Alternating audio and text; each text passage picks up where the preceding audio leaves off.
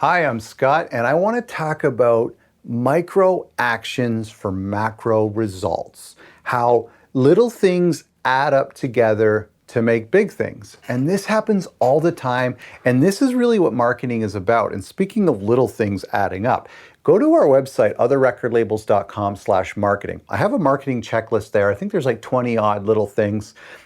There are some things on this checklist, it's free to download, but there's some things on this checklist that may seem insignificant. And there's things that you do as record labels or as self-releasing DIY artists where it's like, do I really need to do this? Does this really make a difference if I update my banner, or if I respond to customer emails, or if I like other people's photos, or all these little things? It's like, does this really matter? Well, it's like individually, no, all those things maybe don't matter, but when you add them all on to each other, it does matter. I did an interview one time when we were talking with Jamie Coletta, and we were talking about how for us as music fans to discover new music, often it takes a couple of times. And so it's kind of like the straw that breaks the camel's back. So it's like, my friend will say, oh, you should check out this album by so-and-so. And I'm like, yeah, okay, whatever.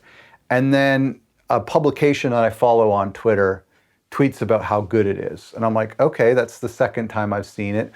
And then maybe like one of the algorithms recommends it to you, or it shows up in your, Spotify recommendations or something like that. Whatever it is, there's all these little things, and then another person you follow on Instagram, shares about the album. And it's like finally like a third or a fourth thing. I'm like, okay, now this is probably fate. I need to check out this album. And so that's what we're working with here. We're working with little things that kind of add up. And so there's lots of things that we can do. Like we can go to our web properties, we've talked about this before, and clean up little things and make sure that everything looks neat and tidy on our YouTube channel, or on our homepage, or in our Twitter account, and just make sure everything looks fresh so that if somebody comes and experiences our label for the very first time from our Instagram, that they're impressed.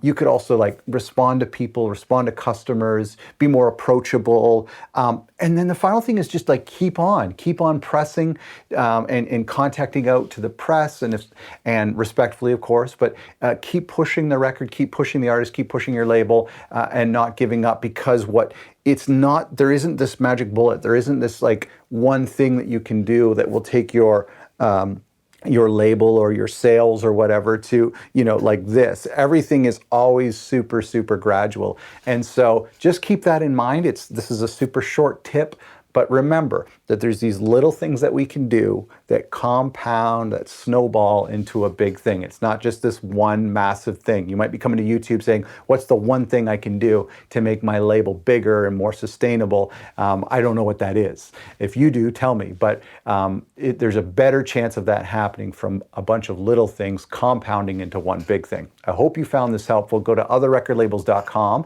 to get a bunch of little things that you can do to help promote your releases on my checklist at otherrecordlabels.com/marketing.